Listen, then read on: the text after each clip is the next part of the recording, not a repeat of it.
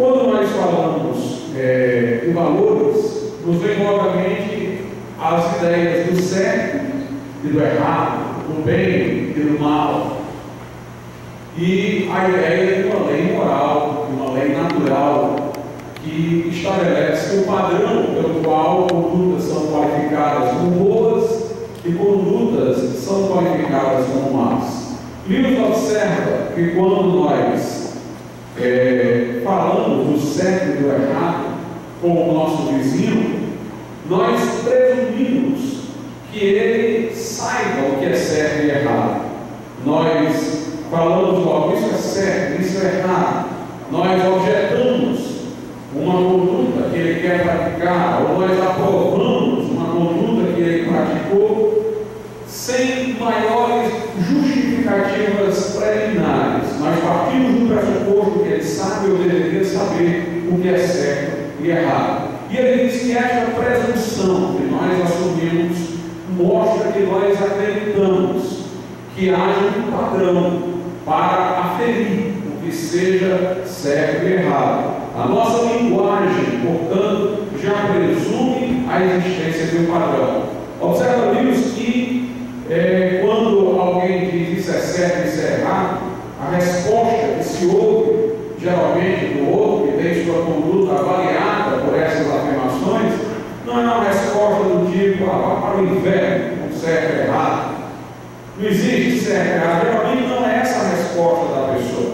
A resposta da pessoa é uma tentativa de justificar o que ela está fazendo, apresentando uma desculpa especial. Bem, isso daqui é errado, mas no meu caso é diferente. Ela procura logo se defender, ela procura logo mostrar que há um motivo especial para ela estar agindo daquela maneira, de maneira que não seja sua conduta qualificada como errada, como uma conduta perversa. Essa própria reação também indica o reconhecimento de um padrão.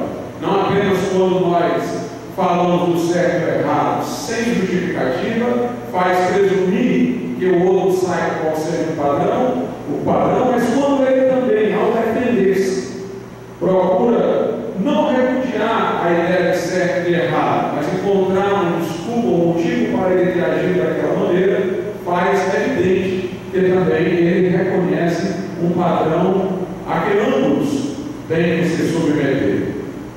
Interessante também salientar que essas desculpas que são colocadas, onde a pessoa tenta mostrar que ela está numa situação especial, que não é como nos outros casos do que ela está fazendo, essa necessidade de desculpar mostra a soberania da lei moral na nossa consciência, a soberania, a força do padrão, do certo e do errado na nossa consciência. Ou seja, a pessoa quer desculpar-se, mesmo quando está fazendo o que é inequivocamente errado, ela procura tentar não negar que o errado seja errado, mas procura mostrar que há um motivo para ela estar agindo assim, ainda que não justificável, porque ela quer transferir a responsabilidade do que ela está fazendo de errado para outra coisa. Não, eu fiz isso por causa disso, porque é um fardo moral para a consciência, a culpa, e a pessoa procura então uma forma de transferir a sua responsabilidade. Portanto, o próprio fato de ela desculpar-se revela não apenas que ela reconhece um padrão, mas que ela reconhece a força, a soberania desse padrão, de modo que lhe parece insuportável admitir friamente: eu estou errado ou estou errada, mas eu vou seguir esse percurso. Ela vai atrás de uma desculpa para transferir ao outro a responsabilidade. Costuma-se alegar contra a existência de um padrão do certo e do errado, contra a existência de uma lei moral escrita em nossa consciência e coração, invocando-se o fato de que nas culturas há muitas variações quanto ao que seja certo e o que seja errado. Lewis diz que ele se espanta muito mais com o consenso entre as variadas culturas do que com a sua diversidade. E ele faz alusão muito às culturas antigas, porque agora no Ocidente tornou-se moda você dizer que não existe padrão do certo e do errado, que tudo é relativo, e essa postura relativista faz com que de modo artificial se provoque uma diversidade que é, na verdade, não espontânea. Mas se você examinar as culturas antigas, também variadas, em contextos sociais diferentes, você percebe muitos códigos morais comuns. Por exemplo, nunca houve uma cultura que tenha valorizado a covardia. Antes, pelo contrário, a coragem é que tem sido colocada como uma virtude. Nós também não vemos nenhuma cultura que tenha valorizado os traidores. Pelo contrário, espera-se lealdade. Muito embora haja divergências sobre com quem nós devemos ser altruístas, nenhuma cultura valorizou o egoísmo em si mesmo. Se nós observarmos em todas elas, há um respeito para com a ideia da vida humana. Alguém pode alegar, mas se ofereciam sacrifícios humanos aos deuses, o equívoco estava em pensar que os deuses estavam requerendo isso, e que existiam deuses, porque de fato eles não estavam com isso desprezando o valor da vida, pois se dá a Deus não se pensa ser o melhor. Se eles ofereciam uma vida humana, é que julgavam que a vida humana tinha grande valor para ser oferecida a Deus. Então, nós percebemos que lealdade, veracidade, coragem, todos esses valores encontram vozes unânimes nas várias culturas. E ao final do livro, A Abolição do Homem, C.S. Lewis coloca textos da China, textos de Israel, do mundo árabe, do mundo cristão, textos de preceitos morais, para mostrar como há uma afinidade, para mostrar como há uma aproximação dos valores morais, mostrando assim a evidência de que há uma lei moral, há uma lei natural de conteúdo ético descrita na consciência e coração do homem com caráter de universalidade. Mas as objeções que têm sido feitas à existência dessa lei procuram também encontrar uma alternativa explicativa. Eles dizem que não há essa lei, mas há isso. Uma das opções seria dizer que, em vez de haver uma lei moral, há um instinto gregário. O que nós pensávamos ser moral, como uma coisa que nos faria superiores aos animais, não passa de um instinto que os animais também têm. Sendo que o instinto aqui é mais especificamente ligado ao ser humano, seria o instinto gregário. Então, ao altruísmo não passaria de um instinto gregário. Mas recebemos opões de maneira taxativa a essa ideia. Primeiro, porque o instinto seria uma inclinação.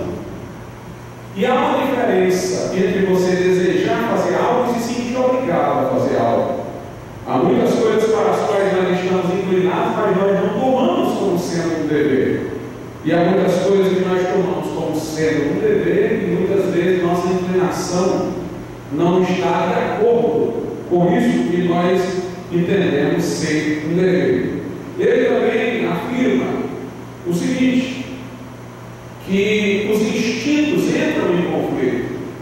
Por exemplo, ao mesmo tempo que meu instinto gregário poderia fazer com que eu quisesse socorrer alguém que está morrendo afogado, o meu instinto de autopreservação poderia impedir de fazer isso, ou sugerir a mim não fazer isso, porque poderia eu também morrer afogado na tentativa de salvá-lo. Se os instintos entram em conflito, então o padrão que decide qual desses instintos há de prevalecer, este padrão, ele próprio não pode ser um instinto. E a ideia é exatamente essa, de que nós temos instintos variados, que estão em tensão, e a lei moral não é um instinto entre eles, é o maestro dos nossos instintos. Outros dizem assim, que não há lei moral, que esses valores foram incutidos pelo processo de educação, foram aprendidos.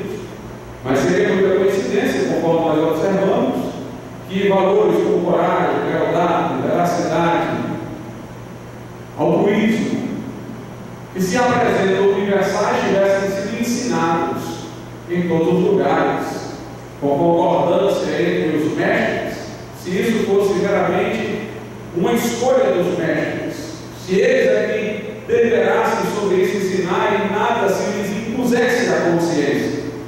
Mas é bom que se diga também uma coisa: o fato de alguma coisa ser aprendida não faz com que ela não seja algo de valor universal. Por exemplo, nós aprendemos lições de matemática, que 2 mais 2 são 4, mas, independentemente de nós termos aprendido isso, 2 mais 2 são 4. E esse tipo de aprendizagem não é uma coisa incutida, é uma coisa que a razão reconhece. Geralmente se ensina isso antes de eu chegar a esta conclusão por mim mesmo. A longo prazo, eu iria chegar à conclusão do que está na tabuada. Mas o processo educacional antecipa o conhecimento para que ele avance ainda mais. Quando me educam me explicando isso daí, eu não vejo como uma coisa heterônoma que se me está imposta de fora. Eu vejo como algo autônomo, no sentido de que, embora a informação venha de fora, a minha razão tem adesão àquilo ali. Essa verdade é verdade, independente da minha opinião. Um cálculo errado não altera a tabuada. Então, o fato de nós estarmos aprendendo lições morais quando crianças não significa que aquelas lições sejam impostas do lado de fora. Elas, quando, de acordo com a lei moral, encontram uma adesão no educando de modo espontâneo, porque sua consciência tem aderência àquelas verdades morais. Nós podemos também lembrar a existência de reformadores morais. Caso não existisse uma lei moral, nós não falaríamos, como de fato falamos em nossos livros de história, nos grandes reformadores morais. Os reformadores morais foram aqueles que entenderam a moral melhor do que seus contemporâneos e conseguiram despertar consciências adormecidas em período de decadência ética. Nós reconhecemos estes homens exatamente porque reconhecemos um padrão que estava sepultado num período de negligência moral e foi retomado pela diligência moral destes homens. Também não seria salutar falar em progresso moral e decadência moral se não existisse um padrão. Quando nós falamos que ali está havendo decadência moral, aqui está havendo progresso moral, nós presumimos um padrão para aferir o que é progresso e o que é decadência. Em relação a essa questão que alguns alegam, você falou aí, professor, que há valores que se apresentam universais, que se vê presente em todas as culturas, como a coragem, nunca ninguém valorizou a covardia em si mesmo, a lealdade, nunca ninguém valorizou a traição em si mesmo, a verdade, ninguém aceita a mentira, a não ser se uma determinada desculpa for apresentada, ou para quem é cristão não aceita sob forma alguma, mas o fato é que ninguém valoriza a mentira por si mesmo. Você falou que há valores universais, mas nós encontramos algumas práticas que são distintas nas culturas.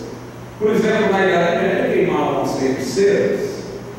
Entre algumas tribos indígenas se oferece sacrifícios humanos aos deuses, e de certa maneira eu já falei sobre isso. Nós temos que distinguir entre fato e valor. Eu disse que há valores universais, mas nós valoramos os fatos. Nossa compreensão equivocada dos fatos poderá nos levar a valorá-los equivocadamente. Mas a correção de que precisamos aí não é na intuição do valor, é no entendimento dos fatos, que aí é uma questão de nós descobrirmos pelas ciências como são esses fatos. Nós podemos, por exemplo, imaginar a queima de uma bruxa, uma coisa errada naturalmente, mas aqueles que queimavam aquelas bruxas, estando eles conscientes de que estavam se auto-enganando ou fazendo isso por sinceridade, eles acreditavam que as bruxas eram demônios que haviam tomado forma humana. Para eles não estavam queimando um ser humano, mas um poder maligno. Se de fato o poder maligno por eles imaginar estivesse correto, nada havia de errado queimar aquela bruxa, como nós destruímos alguma força devastadora que está querendo Não sabemos até que ponto eles se auto-enganavam, até que ponto, de fato, essa ilusão poderia ser acreditada por eles. Dificilmente alguma base bíblica justificaria este pensamento equivocado que tinham, mas o fato é que eles não estavam dizendo que era correto matar o ser humano. Eles estavam fazendo aquilo com as bruxas por entendê-las não humanas. Aqueles que ofereciam sacrifícios humanos aos deuses, como disse eu, acreditavam no valor da vida, ofereciam sacrifícios humanos aos deuses, porque a Deus se oferece o que se julga melhor, e eles julgavam estar fazendo vida voltar à vida, já que Deus é a fonte da vida, julgavam estar fazendo um mal ao sacrificar. O equívoco deles não estava em não reconhecer o valor vida, mas em compreender mal, como fazer a vida realmente ser ressaltada. Nós podemos encontrar inúmeros outros exemplos do tipo, onde o equívoco estava na compreensão dos fatos. Aristóteles defendeu a justiça como igualdade, mas tratou as mulheres como inferiores, não por causa de uma falta de compreensão do que seja justiça como igualdade, porque foi ele próprio quem assim definiu, mas por uma compreensão equivocada sobre quem eram os iguais, a serem tratados igualmente, fazendo análise do cérebro de uma biologia mal formada. Ele deduzia ser a mulher inferior ao homem e, portanto, o homem teria certos privilégios que eram para a proteção da mulher, ela não poderia se guiar de maneira autônoma em relação a certos assuntos. Nós não teríamos que explicar a Aristóteles que os iguais devem ser tratados igualmente. Nós deveríamos aqui entrar no mundo dos fatos e explicar que essa análise que ele fez do cérebro humano estava equivocada e não apresentava a ela nenhuma necessidade de distinguir capacidade intelectual de homem e de mulher. Portanto, nós percebemos que a avaliação está na compreensão dos fatos, que precisam a cada dia ser aprimorados, que precisa a cada dia esse conhecimento de correção, mas a intuição do valor nós percebemos em relação aos valores básicos e fundamentais à sua universalidade. Alguns poderiam dizer que a questão da moral é conveniência. Nós dizemos que é certo, o que nos é conveniente, dizemos que é errado, o que não nos é conveniente. Mas imaginemos aqui que você esteja num ônibus e alguém, por um acidente, tropeça e caia sobre você. Você pode, no momento imediato, se exasperar, dizer palavras desagradáveis com aquela pessoa, mas você não preservará o coração de uma mágoa. Afinal de contas, você vai saber que aquilo foi um acidente. Sua raiva é só pelo desprazer que lhe causou o incidente, mas depois que passa o momento mais furioso, você cai no bom senso de que aquela pessoa não teve culpa alguma. Agora imagine uma que tentou lhe derrubar dentro do ônibus e ela não conseguiu. Ela não lhe foi inconveniente, porque pode ter êxito algum, mas essa pessoa lhe causará uma revolta permanente que aquela outra não causou. A outra lhe fez exasperar só naquele momento, mas depois você viu, não tem culpa de nada, foi um acidente. E essa aí, quando você fica revoltado, como é que aquela pessoa quis tentar me derrubar propositalmente? Se fosse pela conveniência, a primeira que caiu sobre você lhe teria trazido uma inconveniência maior, mas é a outra que não lhe conseguiu derrubar que você entende como tendo sido imoral. Portanto, a moral não se confunde com aquilo que nos é conveniente. Algumas razões têm sido apresentadas para a rejeição da lei moral por Deus. O que é que as pessoas, hoje em particular, não gostam da afirmação de que há uma lei moral escrita na consciência, no coração, imutável, uma lei natural? Quais são as razões? Porque hoje, em particular, há objeção a essa ideia. Ele diz duas coisas interessantíssimas. A primeira delas é a seguinte: o ser humano hoje, extremamente egoísta, extremamente soberbo, tirou Deus da história, acha que pode construir o seu próprio destino. Este homem não acha boa a ideia de uma lei moral que não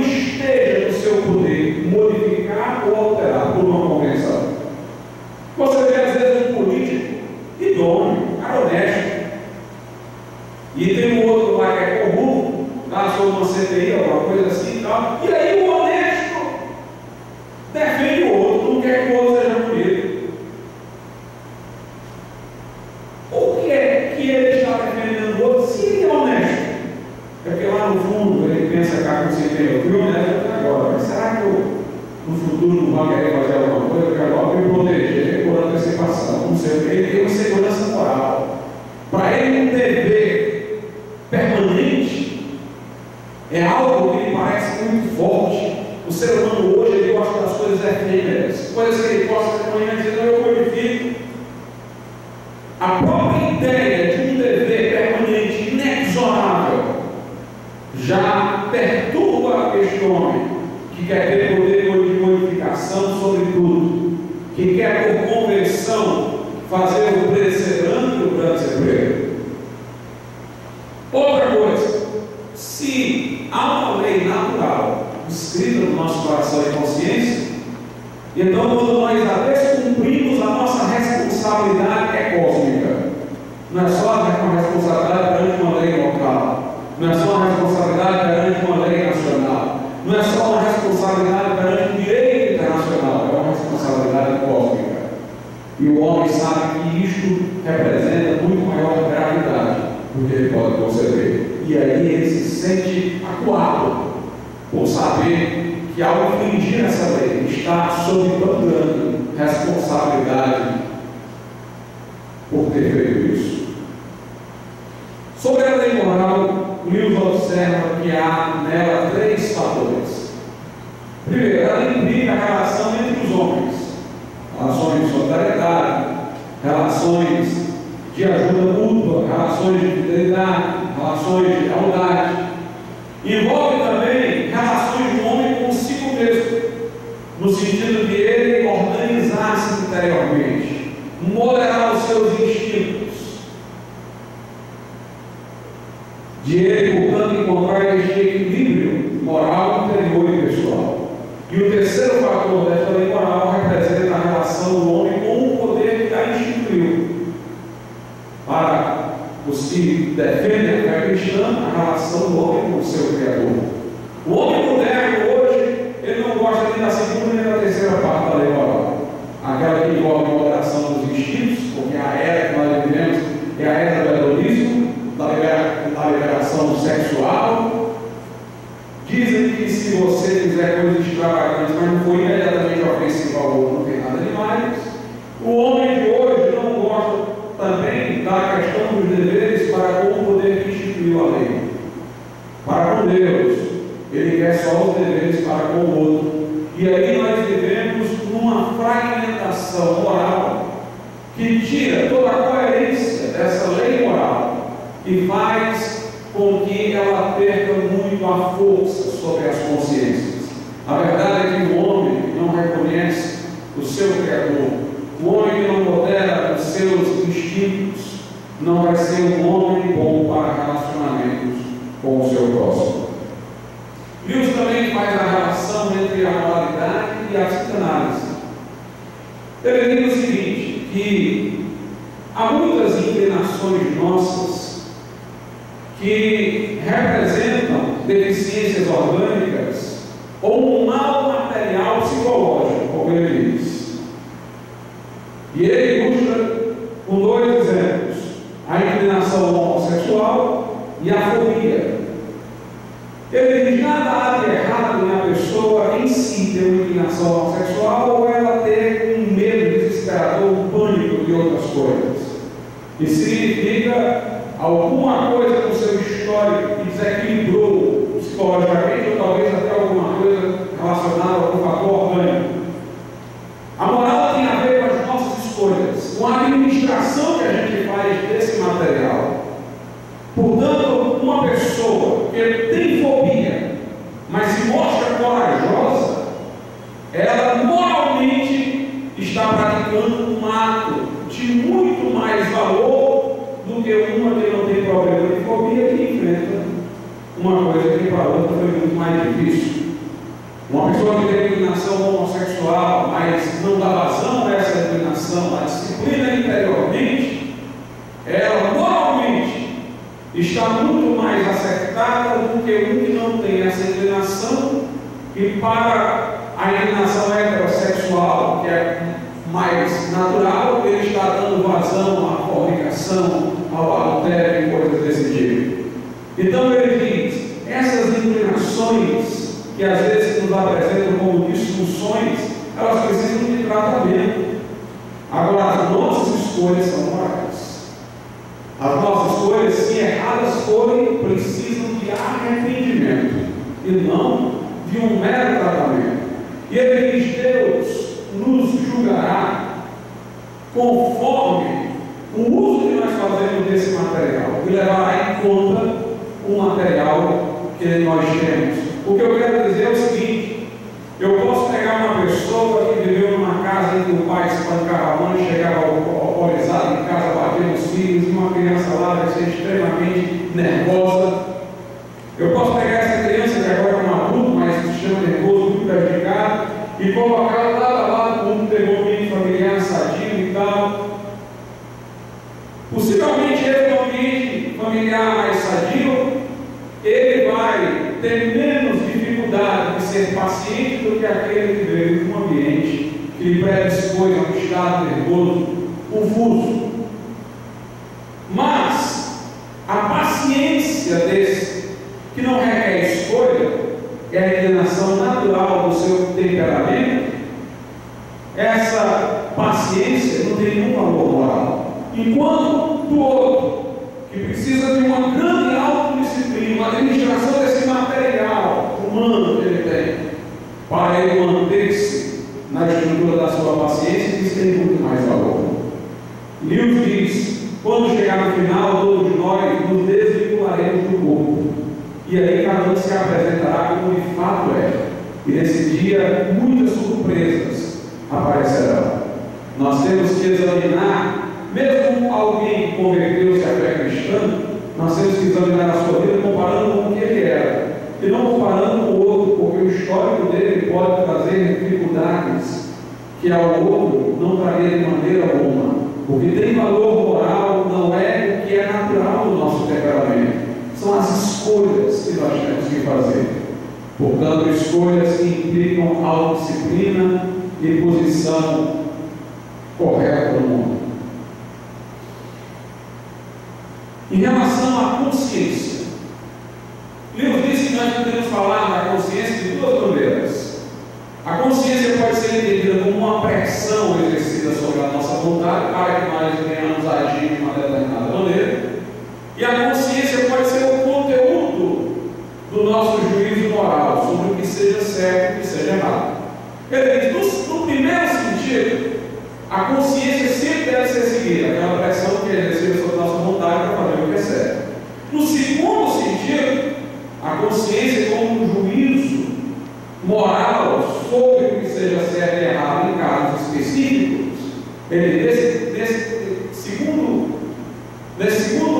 Na segunda definição, a consciência é falível, porque nós podemos ter uma informação equivocada dos fatos, podemos ter um conhecimento equivocado dos fatos, e aí, portanto, exigirá aquela reflexão para saber se estamos fazendo o juízo moral correto. Esse juízo moral existente em nossa consciência, ele se compõe de algumas coisas que nós passaremos agora a dizer. Primeiro, os fatos. Nós conhecemos os fatos por experiência e nós conhecemos os fatos por relato de outras pessoas. Nesse segundo caso, entra uma ideia de autoridade. Tem muitas coisas que nós aceitamos que estão nos nossos livros, nos dizem que foi de determinada maneira, ou que é de determinada maneira. Nossa experiência de vida é limitada. Muitas coisas nós conhecemos por experiência, mas muitas coisas nós não podemos conhecer pelos limites da nossa experiência, e aí nós conhecemos pelo relato de outras mentes. É exatamente o conhecimento dos fatos onde nós podemos mais nos equivocar nos juízos morais. Primeiro elemento do juízo moral, os fatos. Segundo, as intuições puras. Essas intuições puras são as intuições do bem e do mal, do certo e do errado, dos valores. Aí o Newton, em respeito às intuições, ele diz de maneira clara: essas aí são universais. Com respeito a essas aí, nossa consciência as apreende com certa evidência. É aí onde merece confiança à nossa consciência. Alguém pode querer dizer que o que ele está fazendo não é mentira, que o seu sentimento não é ódio, ele está mentindo. Na verdade, ele está falando de verdade ou ele está realmente odiando. Mas ele não dirá que o ódio por si mesmo é uma coisa certa, a não ser de maneira cínica. Ele não dirá que mentira deliberadamente é uma coisa certa, a não ser que queira agir com cinismo. Então nós temos aí as intuições puras, as intuições morais, dos valores, do certo e do errado, do bem e do mal. Com respeito às intuições, o livro diz o seguinte: elas não são objetos de convencimento. Eu não tenho que convencer você de que verdade é melhor do que mentira, de que lealdade é melhor do que deslealdade. Você sabe disso. Elas não são objetos de convencimento porque elas são ponto de partida do convencimento de qualquer outra coisa. Nós não seremos seres capazes de convencer o outro de alguma coisa se algumas coisas não fossem pressupostas. Vamos sair do mundo dos valores e vamos entrar para outras esferas. Nós temos o princípio da não contradição. Uma coisa não pode ser ela e que nega ela, ao mesmo tempo sob o mesmo aspecto. Aqui não é nem questão de valor, mas é um princípio elementar do conhecimento, o princípio da não contradição. Se alguém disser, eu não concordo com o princípio da não contradição, na hora que ele disser isso, ele está utilizando o princípio da não contradição. Ele está dizendo tudo aquilo que contradiz o que eu falei agora, e que não existe o princípio da não contradição, está errado. Se a não contradição não existe, então quem acha que ela existe está errado. Ele está indo falar dizendo, eu não posso estar certo, e quem nega também está certo, também tem sob o mesmo aspecto. É um princípio inescapável. Esse princípio eu não preciso convencer ninguém sobre ele. Ele é o pressuposto da possibilidade de convencer o outro de qualquer coisa. E do ponto de vista moral, as intuições morais não são objetos de conhecimento. Elas são o pressuposto para no mundo moral convencer alguém de qualquer coisa. Deus diz o seguinte: elas podem ser treinadas, as intuições. Como? Através de eu dar mais atenção para percebê-las, através de eu mortificar as paixões que obscurecem a minha apreensão. Mas esse treinamento não envolve convencimento, envolve uma arte de autodisciplina para vislumbrar aquilo que me é imediato e intuitivo. Bem, então nós falamos dos fatos como pertencentes ao juízo moral, falamos das intuições morais puras. A outra coisa, o processo de argumentação. O processo de argumentação é este processo pelo qual eu procuro mostrar que os fatos devem ser valorados de determinada maneira. Como posso eu estar equivocado sobre os fatos? É nesse processo de argumentação que poderão existir equívocos. E não apenas equívocos em relação à má apreensão dos fatos, mas à má composição do argumento, aos sofismas, às falácias. E, portanto, aí não me merecem atenção. Os processos argumentativos, eles visam tirar das intuições para os fatos conclusões práticas e aplicações práticas. E, portanto, devido à possibilidade do processo argumentativo ser falacioso, devido à possibilidade de apreensão dos fatos de ser equivocada, é nessa parte em que há também falibilidade. E, por último, a autoridade. Quando eu julgo que haja alguém para um determinado assunto mais habilitado e argumentado que eu, posso eu confiar no seu processo argumentativo em vez de no meu. Aí entra a autoridade. O juízo moral, portanto, envolve fato, intuição, raciocínio e alguma consideração pela autoridade. Mas eu falei aqui que a intuição moral pode ser treinada pela atenção e modificação das paixões, mas há um outro elemento que pode perturbar a intuição moral, é o interesse. A pessoa pode estar interessada numa coisa e não está, por isso, querendo ver o que é certo e errado. Por isso que nessas horas ali, a autoridade ajuda, porque se eu estou envolvido interessadamente numa coisa, então eu posso confiar em alguém que não esteja interessado, que possa argumentar com imparcialidade neste momento, me ajudar a alcançar a lucidez. E também por conta iniciar o nosso juízo moral, Lewis lembra as lições de Aristóteles, na época de Roma. Aristóteles dizia que a criança ela deveria ser treinada para seguir suas intuições morais antes de chegar àquela idade em que essas intuições racionalmente lhe parecerão mais claras. Porque Lewis diz o seguinte: quando a criança chegar à idade adulta, ela terá interesses que competirão com a ideia de certo e errado na mente dela.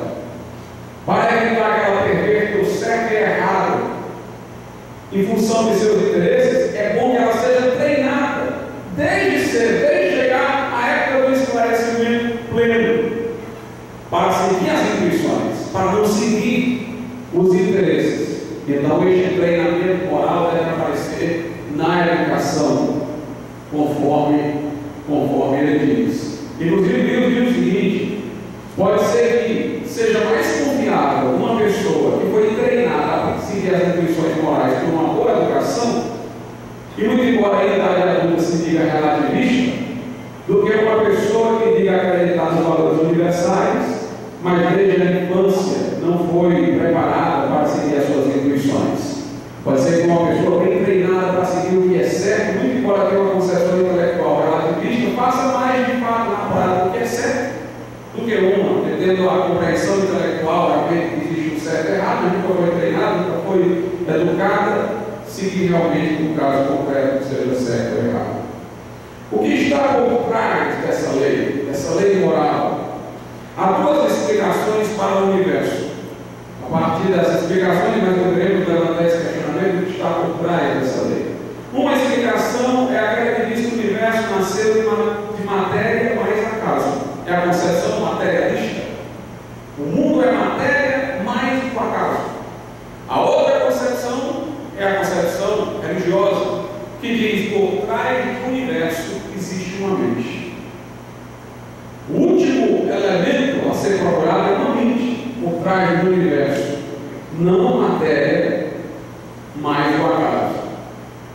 Lewis diz: essa questão sobre se um lado está certo ou o outro não pode ser decidida pela ciência, porque a ciência explica como as coisas são, mas não por que elas são. A ciência, portanto, não pode decidir nada sobre esse assunto. E aí nós temos que ir pelo caminho da filosofia. Lewis diz o seguinte: nós conhecemos as coisas de duas maneiras: por observação externa do mundo ao nosso redor, e por implicação, coisas nas quais nós estamos implicados, ou que está dentro de nós, né? Então ele diz o seguinte: em relação à observação externa, nós podemos constatar haver um arquiteto na criação, alguém que orquestrou tudo isso, colocou ordem em todas as coisas. O universo está alinhado, as estrelas estão em determinadas posições do corpo, funciona com correspondência de seus órgãos. E ele diz que a observação externa, indireta, eu posso perceber que alguém construiu esse universo, mas eu não posso saber nada sobre o seu caráter. Pelo contrário, pode até ficar duvidoso do seu caráter, porque a natureza às vezes nos é violenta, como no tsunami. E ele observa o seguinte: se de fato uma mente criou este mundo, nós não podemos ir atrás dessa mente como um fato do mundo. Ela está fora. Assim como, por exemplo, eu não vou encontrar Shakespeare nas obras de Shakespeare. Dizem que o russo, quando chegou no espaço, disse: eu cheguei aqui e encontrei Deus. Olha, se ele encontrasse Deus, Deus seria uma coisa dentro do espaço.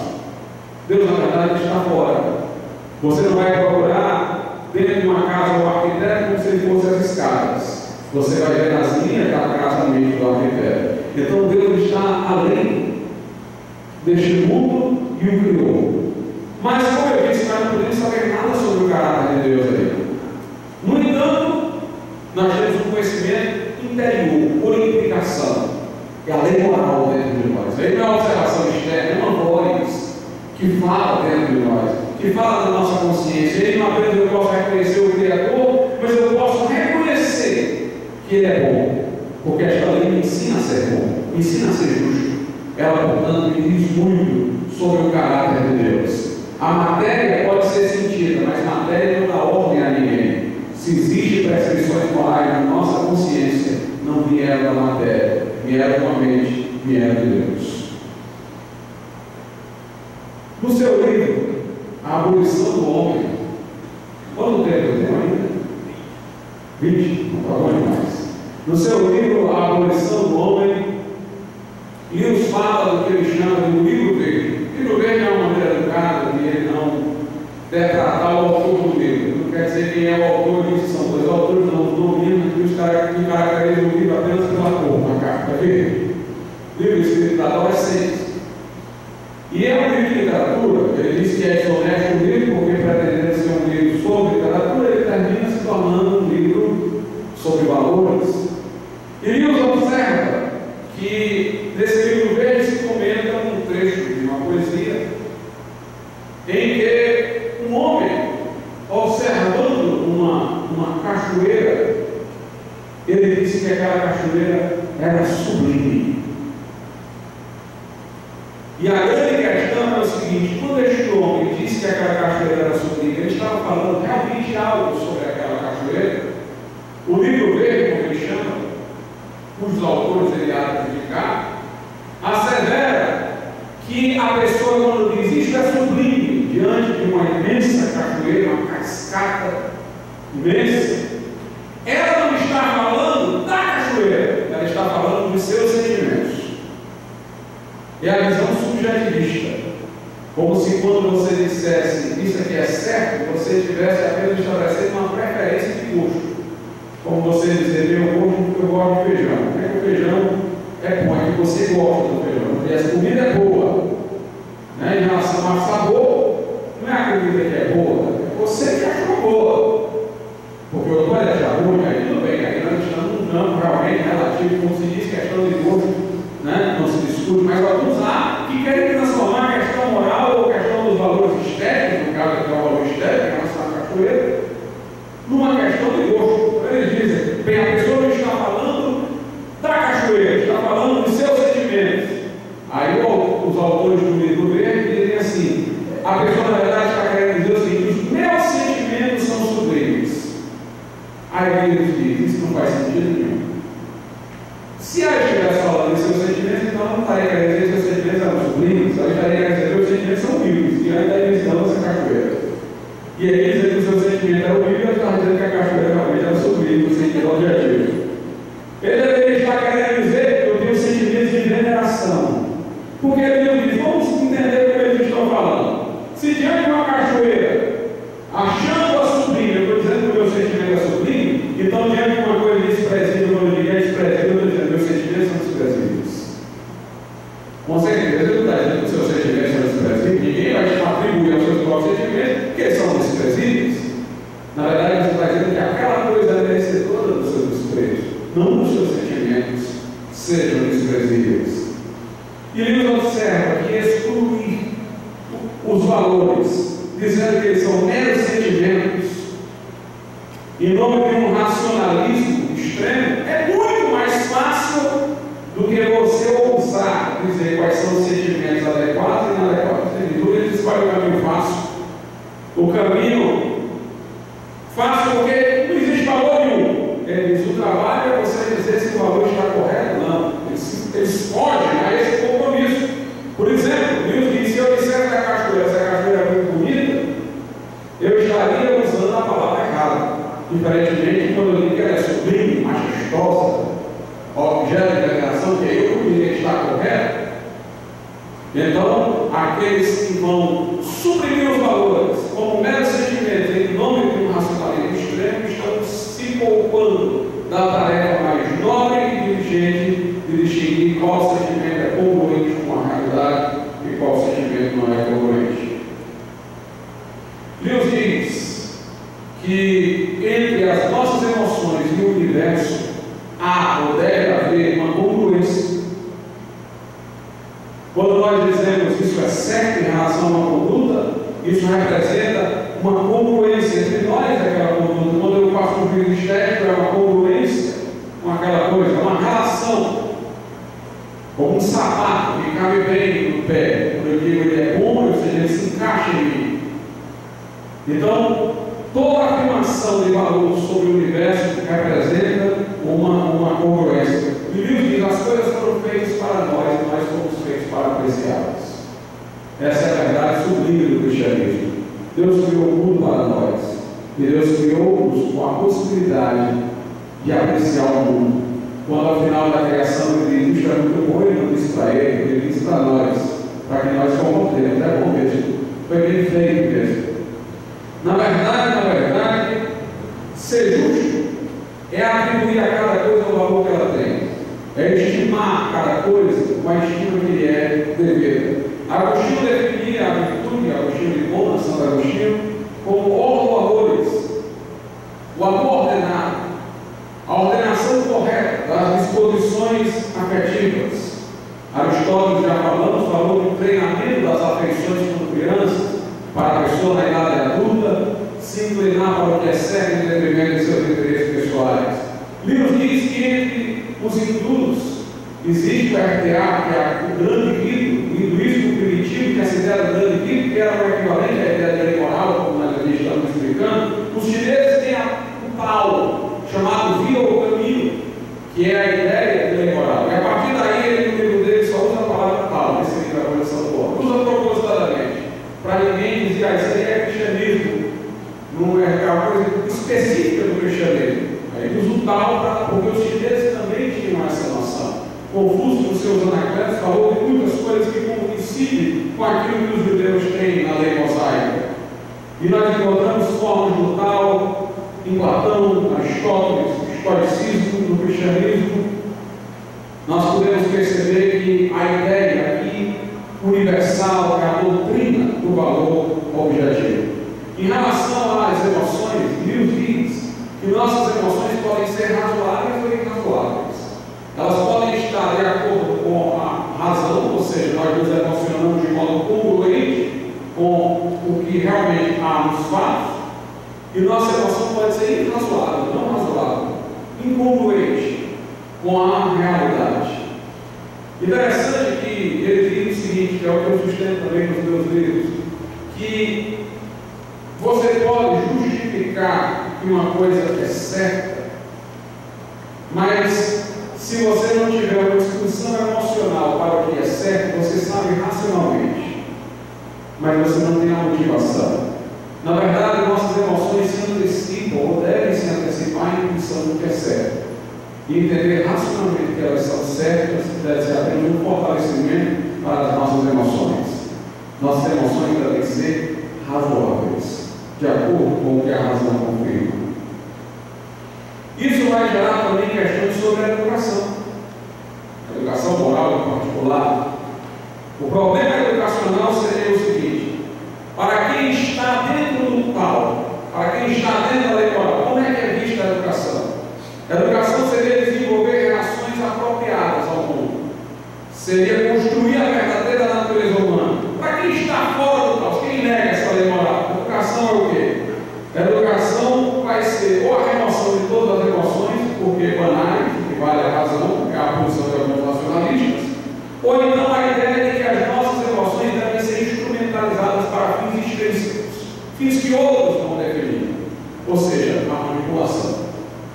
A educação antiga, diz Lewis, é uma iniciação. A educação nova é um condicionamento. A educação antiga, de acordo com a lei moral, assemelha-se ao pássaro ensinando seu filhote a voar. O filhote já tem toda a potencialidade para voar. E o pássaro maior está, por força da natureza, transferindo essa disposição ao filhote pela instrução. Já para a educação nova, que nega os valores, educar não é como um pássaro adulto ensinar o filhote a voar, é como um criador de pássaro, que quer adestrar o fato para fins que não tem nada a ver com a sua natureza. Para a velha educação, educar é propagar a humanidade, é propagação. Para a nova educação, educar é propaganda, é coisa incutida de fora. Deus diz que nós temos a cabeça, a razão, o homem cerebral, o peito, o coração, o sentimento, a magnanimidade, e nós temos o homem visceral, o ventre, que é o homem dos apetites. Ele diz: a razão deve comandar o homem visceral através das emoções. O que nos faz propriamente humanos, ele diz, não é nem a racionalidade, é a magnanimidade, é o coração, são as emoções adequadas. O problema do nosso tempo, diz ele, é que nós acabamos com o órgão e queremos a função. Ou nós castramos as pessoas e queremos que elas sejam férteis. Em outras palavras, nós queremos negar essa lei moral e queremos esperar a virtude das pessoas.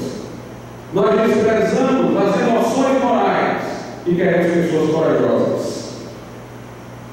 Esse aqui é o problema, estipado pelo órgão, que as pessoas querem a função. Querem se exigir de homens sem coração que se comportem como se tivessem coração. Alguns erros em relação àqueles que negam valores objetivos. E ele diz o seguinte: os que negam valores objetivos geralmente têm valores objetivos. Eles negam dos outros, eles negam os valores tradicionais, mas devem ser o próprio meio que os valores. E eles terminam sendo dogmáticos acríticos. Em relação aos seus próprios valores, eles não se autocriticam e criticam só os valores alheios. Enquanto que quem reconhece valores universais está pronto para discutir qualquer teoria de valores. Alguns dizem o seguinte: o primeiro erro, que bom não é um valor, é um fato, é o que é útil para a comunidade. Aí ele nos diz o seguinte: se for o que é útil para a comunidade, então talvez numa situação extrema se exigirá de alguns que morram por todos, para o bem da comunidade.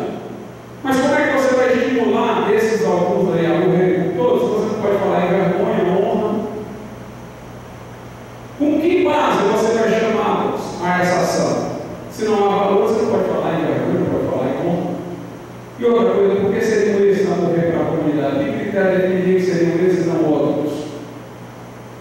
E ele observa em proposição fática. Não se pode tirar a conclusão prática sobre o modo, a não ser que haja uma premissa valorativa. O que eu quero dizer é o seguinte: você não pode dizer o seguinte: o certo é o que é útil para a comunidade. A não ser que você tenha uma premissa que diga proteger a comunidade é coisa boa. Você não pode concluir o que alguém deve fazer de uma proposição afirmativa. Isso aqui é bom para a sociedade, é útil para a sociedade.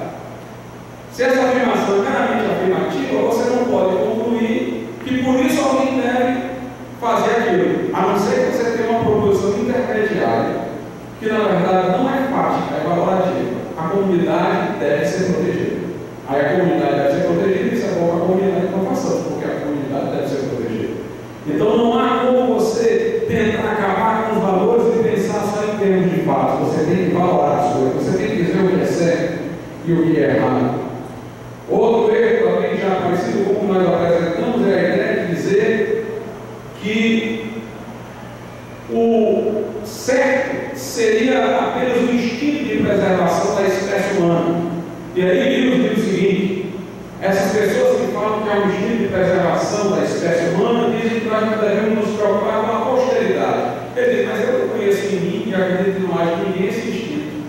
O nosso instinto é de proteger os nossos filhos e os nossos netos, a quem estamos vendo. Quanto mais a coisa vai para frente, com o mundo distante que nós estamos sombreando, mas não tem instinto algum. Porque a gente quer proteger a prosperidade é por reflexão, não por instinto. Por instinto eu quero proteger o meu filho que está chorando. Eu quero proteger o neto. Mas o neto querendo nem virar, eu tenho instinto nenhum em relação a ele. Agora, por reflexão, eu posso querer o bem-estar das gerações futuras. Então aí já não é mais instinto, aí é reflexão. E ele diz: as pessoas querem pegar fragmentos do tal, ou seja, da lei moral, fora do contexto, e defender algum tipo de moral, desprezando o resto. Mas se você for coerente, o que é que você vai dizer? Se eu devo me preocupar com a posteridade, eu devo me preocupar também com a minha ancestralidade. Então, da mesma maneira que eu devo me preocupar com a posteridade, eu devo honrar com a irmã. Mas eles pegam fragmentos do tal, se preocupar com a posteridade, tudo é isso, esquece o resto. Ele diz: toda pessoa que quer propor uma moral alternativa, na verdade, pega fragmentos do tal. E tenta, fora do contexto, argumentar a favor desse fragmento contra o restante. Ele diz: não há como escapar. Quando você tenta propor uma moral alternativa, você já se vê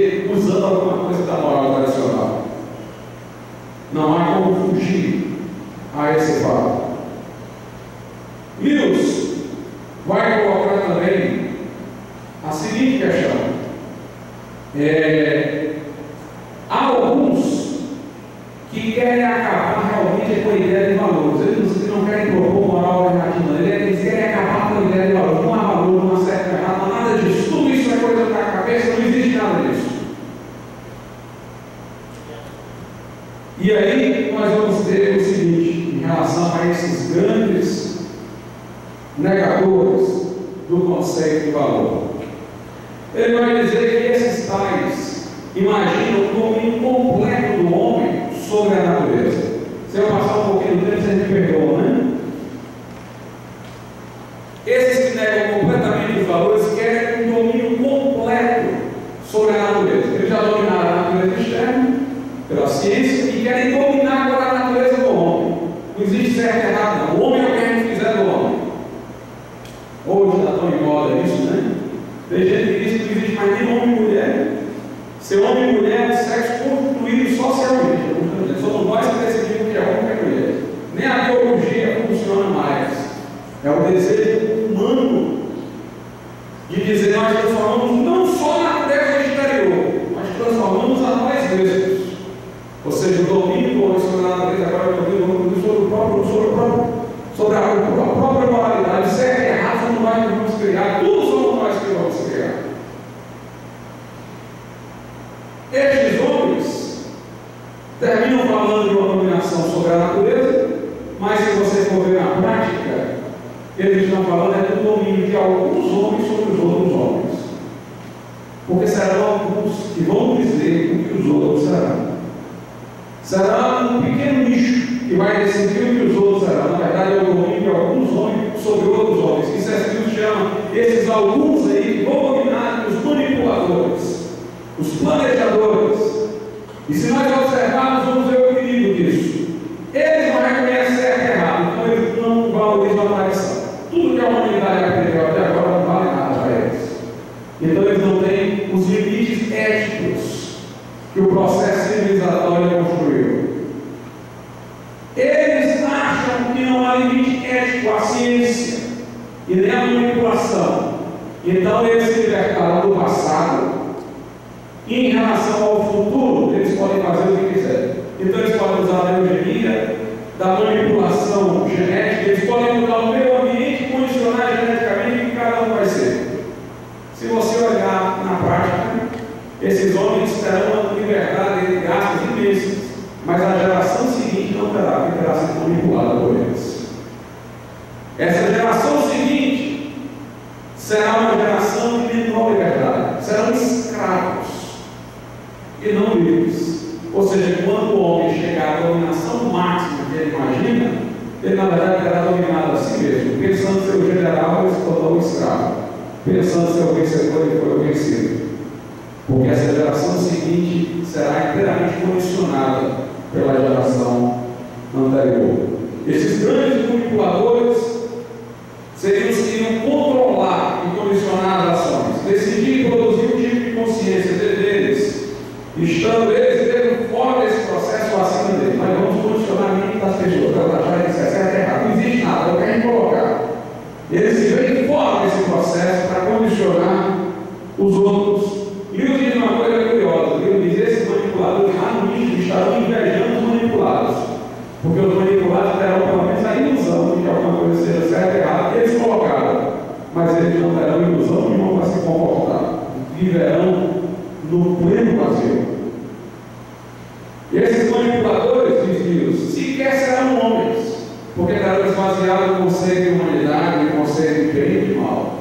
E os manipulados também não serão homens, serão artefatos, massa modelada, para ser o que eles bem entenderem. Eles não têm nenhuma motivação, porque não reconhecem valores. E então eles são aqueles que agem pela força do momento, pelo que lhes vem à cabeça no momento. E como negam a racionalidade dos valores e fazem o que o ímpeto lhes traz, eles na verdade estão dominados pela natureza instintiva, pensando dominar a natureza, não é a natureza que os dominou. E os diz que essas ideias já estão presentes na nossa linguagem, ideias que parecem tratar o homem como uma coisa manipulada. Nós, por exemplo, em vez de falar de virtude, hoje falamos em integração. Em vez de falarmos em pessoas boas, falamos em bom material humano. Em vez de falarmos em inteligência, falamos em dinamismo. Coisas que não se referem a seres pessoais. O tal iguala legisladores e legislados. Todos estão debaixo da lei natural. Mas na ideia desses manipuladores, há uma desigualdade. Eles é que decidem o que os outros serão. E nos diz que não há nenhum exemplo na história de pessoas que tenham negado a lei moral e que tenham feito bem à humanidade. Veja Hitler, que se colocou acima do bem e do mal, e veja os frutos de suas ações. A conquista final do homem é, na verdade, a abolição do homem. O único livro vai falar sobre o tal e a ciência, a lei moral e a ciência. Ele diz que muitas pessoas admiradoras da ciência moderna associam a Idade Média com a bruxaria. Ele diz é inverídica essa afirmação. Muito embora na Idade Média houve casos pontuais de bruxaria, a proliferação da bruxaria aconteceu no século XVI e XVII, portanto entrando na Idade Moderna. Inclusive Jean Baudin, que é um autor muito conhecido do direito, tem um livro só sobre as bruxas, as feiticeiras da sua época. Então, as bruxas e as feiticeiras surgiram no mesmo período que a ciência moderna estava irrompendo. Aí ele diz que a bruxaria e a ciência são irmãos gêmeos. Os cientistas querem associar a bruxaria com o tempo passado, que eles julgam terem superado, mas a bruxaria e a ciência são primas. Surgiram euforicamente no mesmo momento histórico. Porque ele diz o que diferencia bruxaria e ciência de um lado, e os saberes antigos do outro é o seguinte: os saberes antigos diziam que você tinha que se conformar com a realidade, através da autodisciplina, você tinha que se conformar com a realidade tem leis, a realidade tem a moral, então você tem que se conformar com a realidade pelo conhecimento, pela virtude e pela autodisciplina. O que é que diz a bruxaria e a ciência? Não, você tem que se conformar com a realidade, você tem que dominar a realidade. Sendo que a bruxaria foi enferma e ela morreu, e a ciência ficou. Mas ambas baseavam-se na pretensão humana de ter um domínio sobre a natureza, em vez de se conformar a ela. Meus queridos, o tal é contrário à verdadeira ciência. Aliás, se você fala na ciência que quer saber da verdade, precisa do tal, porque o tal é que diz que a verdade é o valor. Não há ciência sem a lei moral que estabelece a verdade como um valor a ser procurado. E aí ele faz propostas para uma ciência renovada, uma nova ciência. Primeiro, ele diz: precisamos de uma ciência que, ao tratar da parte, não negligencie o todo. Segundo, precisamos de uma ciência que, ao estudar o mundo do isso, das coisas, não esqueça o mundo do tudo, ou seja, das pessoas. Precisamos fazer uma analogia entre o tal, a lei moral do homem, e os instintos dos animais. Não para reduzir o tal, a lei moral, aos instintos, mas para entender que até nos instintos dos animais existe uma lei, tanto quanto a lei moral existe para nós. A lei moral é para seres livres, mas para os animais que não são livres, há uma lei própria que regula seus instintos. Ambas recolocam a ideia de um legislador supremo, tanto feitor de uma como de outra. E por último ele diz: precisamos explicar as coisas sem abolir, porque a ideia do homem hoje é assim: vamos desconstruir tudo. Ah, você pensa assim por causa disso. Ah, você raciocina assim porque foi assim. Ou seja, a ideia do homem de hoje é descascar tudo. Tudo tem que ser desconstruído. Aí ele diz: tem hora que não dá mais para desconstruir, nem descascar. Você chegou no final, os princípios que são intocáveis, como o princípio da não contradição, como os princípios morais que mencionei, da lei natural, da lei moral e tal. Ele diz: quando o homem quer descascar tudo e até o final, tirar até a lei moral e até os princípios lógicos, ele vai chegar ao nada. Nessa hora a explicação terá acabado consigo mesmo. Nessa hora a ciência terá acabado consigo própria, se conseguisse isso. Porque nesse momento aí o mundo teria ficado invisível, transparente, e ele não chegaria a nada. Há de ter coisas que são inquestionáveis no final. Pressupostos de todas as outras. E aqui nós temos uma coisa importante com a qual eu pretendo concluir. A Bíblia diz que Deus criou este mundo pela sua palavra. Ele disse: haja luz, e houve luz. Lá na carta aos Hebreus, capítulo 11, diz: pela fé nós acreditamos que Deus, pela sua palavra, criou os mundos, de maneira que aquilo que se vê veio daquilo que não se vê. Por trás dos instintos dos animais, da ordem do universo, dessa lei moral, há uma voz que fala. O Salmo 19 diz: os céus proclamam a glória de Deus, no firmamento anuncia o seu poder. Um dia anuncia outro dia. Não há voz, não há palavras, mas nós estamos vendo o anúncio. E falando da lei moral, diz: a lei do Senhor é perfeita e refrigera a alma. O testemunho do Senhor é fiel, e dá sabedoria aos simples. São mais desejáveis do que o ouro depurado e destinado aos sábios. Portanto, há um regente que dá ordem a tudo. Deus criou o mundo pela sua palavra. Hoje se descobriu que por trás de tudo existe código de informação. Até nos seres que é o DNA. É um código de informação. Como um programa de computador, uma palavra. Deus sustenta todas as coisas pela palavra do seu poder. E este verbo de Deus, consubstancial ao Pai, a quem nós chamamos Filho de Deus, eternamente gerado do Pai, arquiteto da criação, sustentador da ordem do universo. Esse verbo de Deus se fez carne, diz lá em João, e habitou entre nós. E vimos a sua glória como a glória do unigênito do Pai, cheio de graça e de verdade. Jesus é o verdadeiro homem.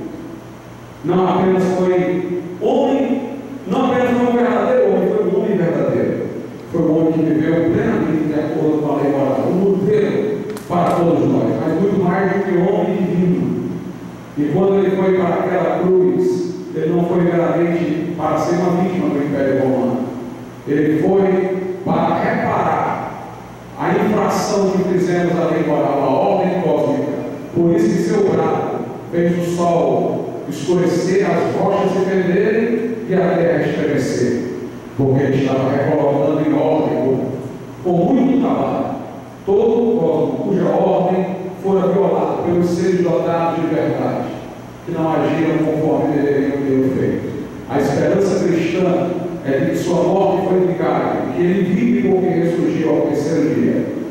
E se você se sente culpado por ter violado essa ordem, eu já me senti, eu ainda posso, a cada dia, se não vigiar, estar infringindo, mas eu tenho uma esperança, é de que Jesus que morreu na cruz é o advogado junto ao Pai. Eu estou indo além dos limites de C.S. Lewis, mas eu assumo a responsabilidade para dizer para você que Jesus é o caminho final para o seu encontro com Deus e o encontro com si mesmo, para você encontrar harmonia interior, para você encontrar aquilo que você precisa para a sua vida nesse sentido, nesse momento e no momento futuro. Muito obrigado.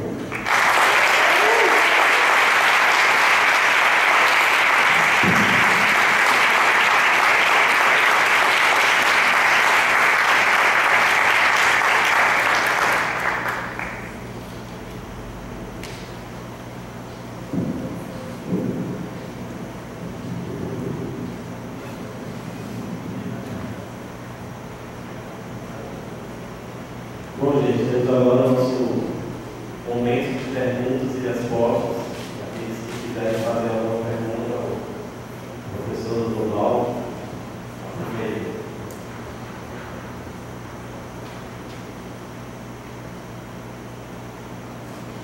Pessoal, consegue ouvir?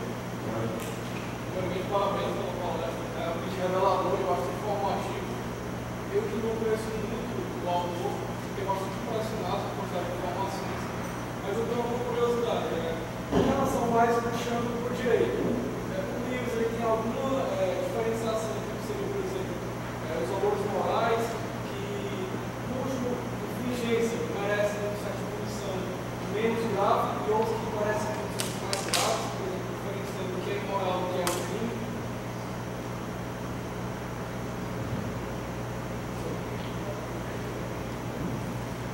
Na verdade, Deus ele segue a mesma posição da Idade Média.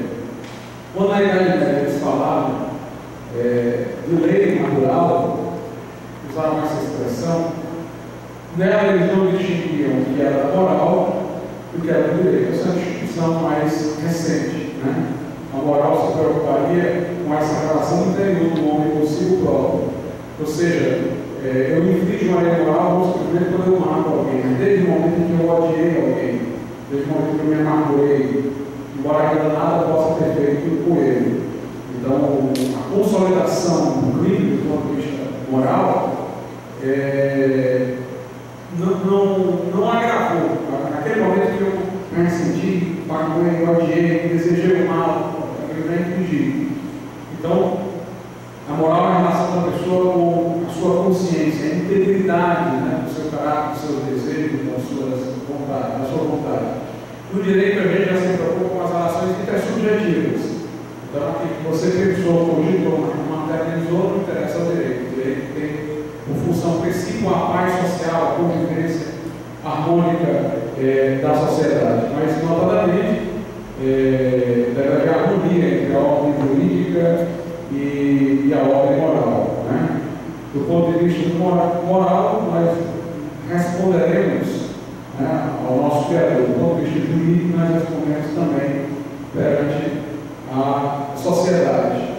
As infrações morais, elas já são graves, porque são transgressão de um preceito de valor cósmico, de uma ordem do universo. Agora, claro, quando eu implemento o ódio, então o ódio se prolongou, amadureceu e desenvolveu. Não tanto porque alguém foi morto, mas porque houve uma continuidade daquele ódio do progresso até a ação do ato. Então, é como se eu fosse agravando a infração moral e, obviamente, isso trará maior responsabilidade. Né? Agora, o crime, né, para o ponto de vista moral, ele não é considerado meramente como um crime, ele é considerado como aquela vontade moral que progrediu, se intensificou até aquele momento. Né? Quer dizer, a cada momento, instante desse ódio, eu estava infligindo a lei moral, não somente no momento em que consumei um ato, né, homicídio. Neste momento aí não interessará ao direito de procurar ordem da lei social. Alguém mais? Professor, essa espécie de niilismo, negação da lei moral para Deus era ideológica, quer dizer, quando ele se opunha a isso, ele estava se opondo a uma ideologia que estava...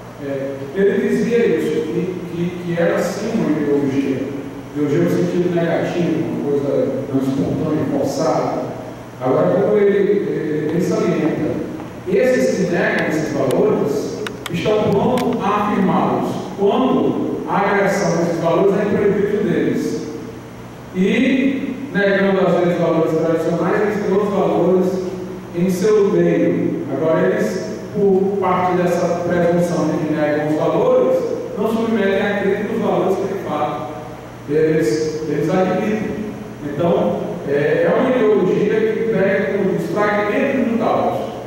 Quando a pessoa diz, para mim o importante é só que uma pessoa seja tolerante para o outro. Não existe valor, o importante é só a tolerância. Para ter tolerância tem que haver amor. Por que eu devo tolerar aquele que é diferente de mim? Se não por amor. Então, eu vou dizer que eu devo amar o próximo. Então, na verdade, a pessoa pega fragmentos, estirpa uma parte, colhe outra. E aí ele diz, se essas ideologias crescessem, seriam como se os galhos vencessem uma árvore. Na verdade, quem sobraria os galhos e quem sobraria uma árvore. Alguém mais? Qual que é a influência dessa negação de valores absolutos e a ideia da moral construída dentro do exercício do direito hoje, da criação de leis e da legislação? Há pessoas sim que sustentam a existência do direito natural, conforme ele foi explicado. Mas, obviamente, a tendência do nosso tempo, no mundo jurídico, é de relativização, é de entendimento de que esses valores foram uma construção ocidental e de que a maneira de implementá-los depende de articulações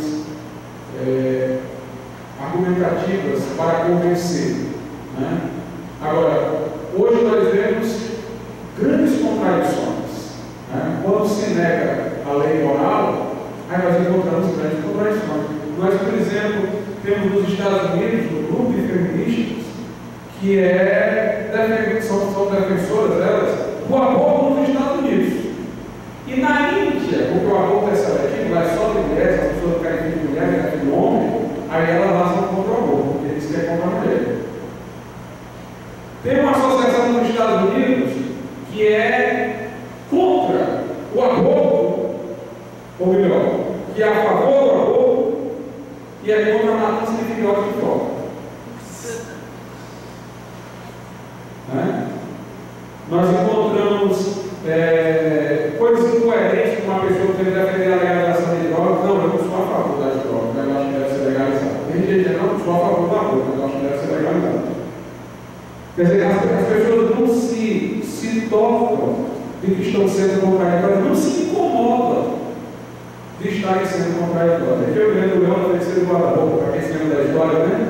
As crianças chegam com o professor e vão contar que a Lúcia entrou no guarda-roupa, foi ao mundo e tal, e eles têm dificuldade de acreditar naquilo ali, que ela disse que passou horas, só passou algum tempo de fato para eles.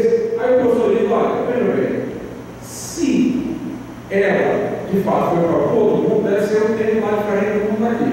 Então é possível que ela tenha passado muitas horas lá e poucas horas aqui.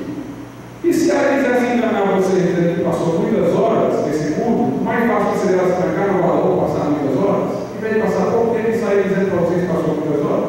Então ela deve estar sendo sincera naquele. E o outro lá disse que esteve no guarda-roupa, mas não foi para esse mundo, não é verdade.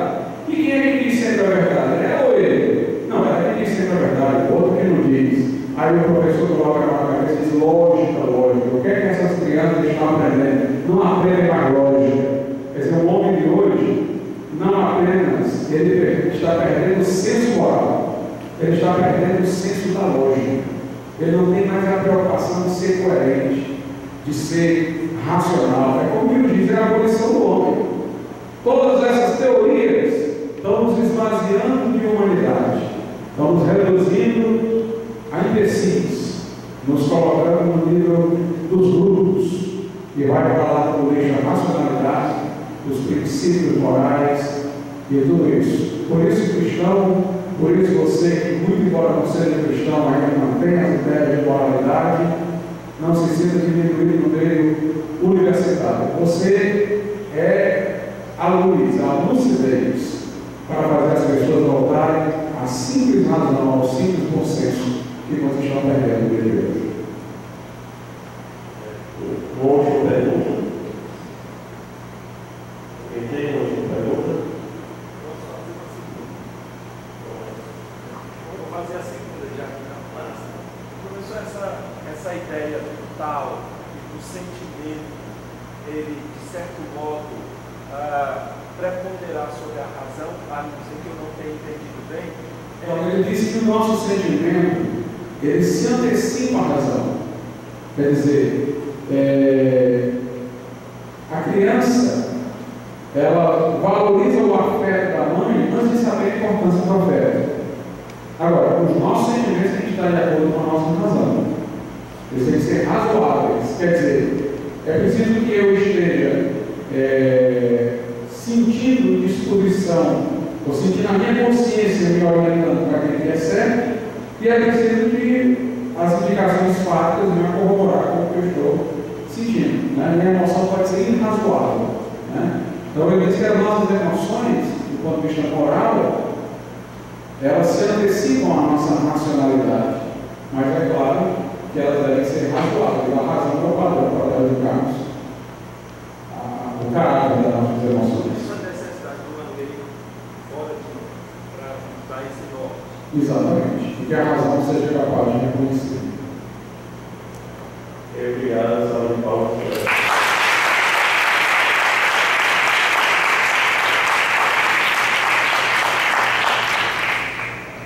Bom, para aqueles que quiserem maiores informações sobre o nosso evento, vocês podem acessar o nosso blog, Semana CS Livre do Ceará.blogspot.com, e também a nossa página no Facebook, Semana CS Livre do Ceará. A gente tem uma livraria, como já foi dito, e nós temos uma promoção especial para aqueles que quiserem acessar